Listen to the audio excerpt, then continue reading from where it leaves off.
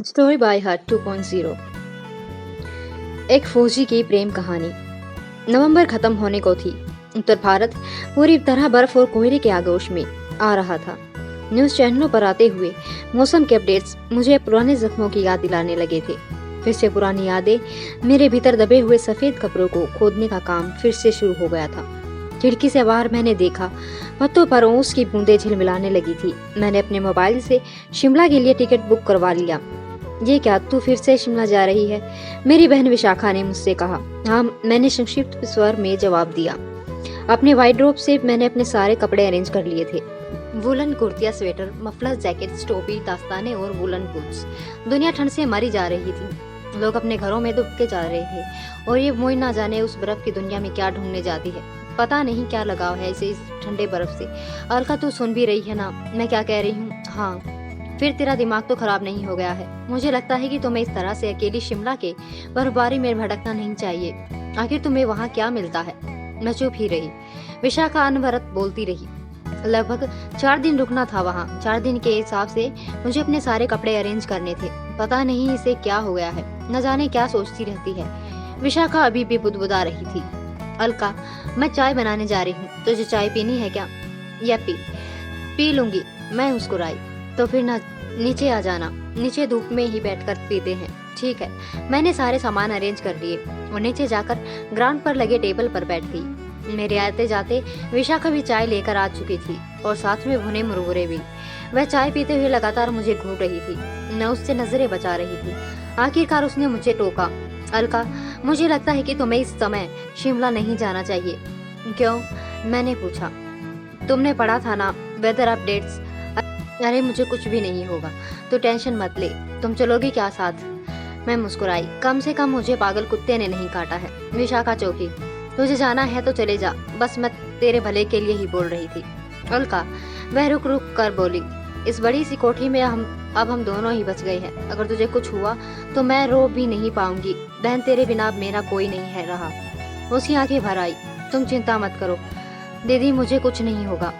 As you wish, Vishakha ने कहा। 2 दिन बाद मेरी ट्रेन थी। पहले दिल्ली और दिल्ली से शिमला।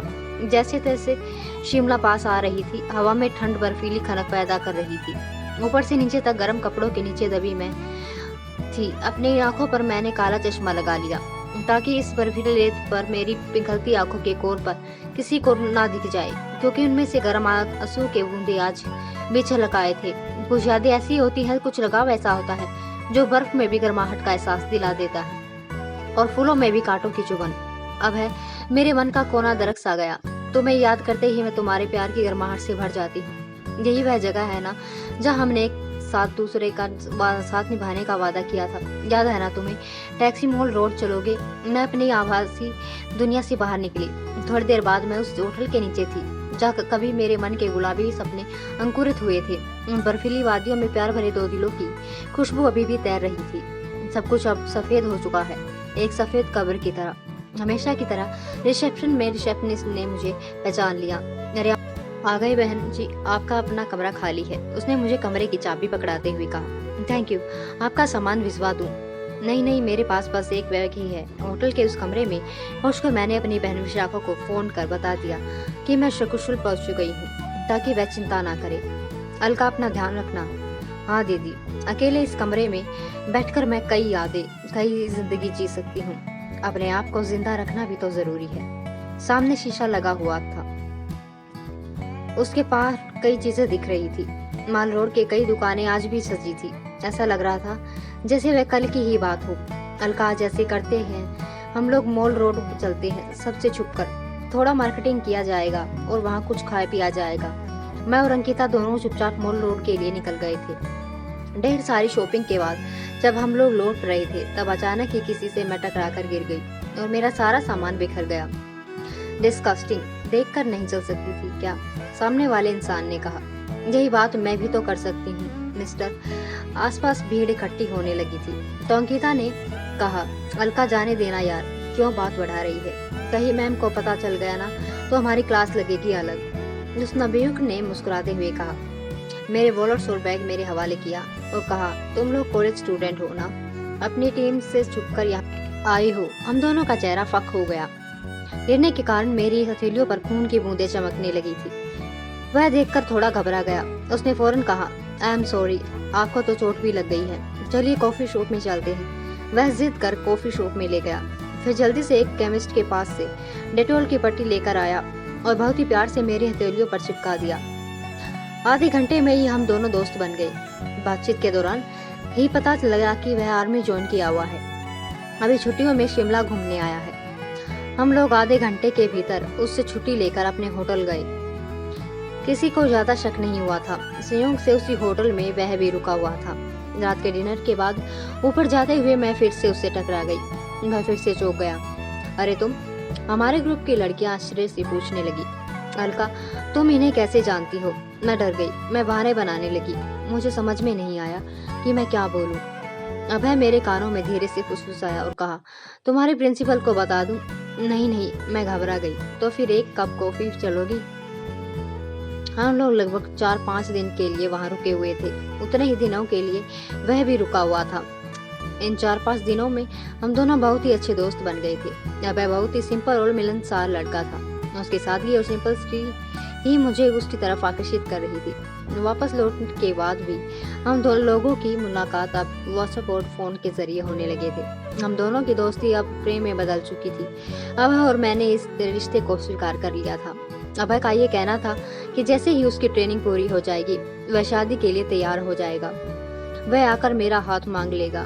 मैंने कहा, घर पर मेरी बड़ी दीदी है, जब तक उनकी शादी नहीं होगी हमारी कैसे हो सकती है? अभय हंसता था। वह कहता, कोई बात नहीं, मैं तुम्हें ऐसे ही उठा कर ले जाऊंगा, शादी की जरूरत ही नहीं है। अपने जर्नलिज्म के स्पेशल प्रोजेक्ट के कारण एक बार मैं फिर से शिमला की वादियों में आ चुकी थी।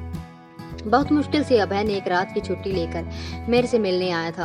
हम लोग दोनों उस मॉल रोड पे उसी कॉफी शॉप में बैठकर पुरानी बातें याद कर रहे थे। इस बार मेरे कॉलेज का ग्रुप नहीं था, बल्कि अभय का प्यार भरा साथ, खुमारियों से भरी हुई बातें और जीवन भर जीने मरने की बातें थी। कॉफी पीते हुए अभय ने मेरे हाथों पर अपना हाथ रख दिया और कहा, आई लव यू अलका।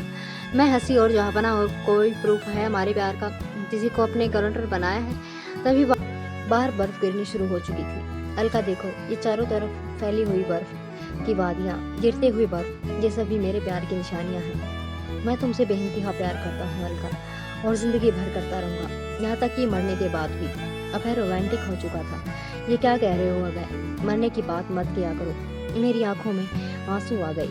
अभय हंसा। अलका, मेरी जो प्रोफाइल ही ऐसी है, मौत मेरे साथ साथ चलती है, न जाने कब क्या हो जाए। After all I am a soldier. बस मैं इस बार आऊंगा तो तुम्हारा हाथ तुम्हारे माता पिता से मांग लाऊंगा। प्लीज अलका, मेरा इंतजार कर लेना। अभय, मैं जिंदगी भर तुम्हारा इंतजार करूंगी, मैंने कहा। मगर वह इंतजार कुछ लंबा हो गया। कुछ दिनों बाद अभय की पोस्टिंग कश्मीर में हो गई। अज्ञात हमलावरों ने जिस सैनिक छावनी को अपना निशाना बनाकर उन पर गोलीबारी और बम विस्फोट किया था, उसमें शहीद होने वालों में अभय भी था। मेरा प्यार खो गया था उन वादियों में, बर्फीली वादियों में, जहाँ आज भी उसकी आवाज में गूंज रही थी, Alka I love you, Alka I love you. ये बर्फ मेरे प्यार की गवाह है। मैं मरने के बाद भी तुमसे प्यार करता रहूंगा। मेरी आंखें अनवरत बह रही थी। तभी नीचे से शोर होने लगा। अपनी पुरानी यादों से बाहर निकलकर मैंने अपनी आंखें पोंछी। बर्फबारी शुरू हो गई थी। बच्चे बाहर निकल बर्फ से खेल रहे थे। मैं भी नीचे आ गई। बर्फ की रुई मेरे ऊपर गिरने लगी और मैंने उन्हें अपनी हथेलियों में पकड़ लिया और कहा, अभय आई लव यू।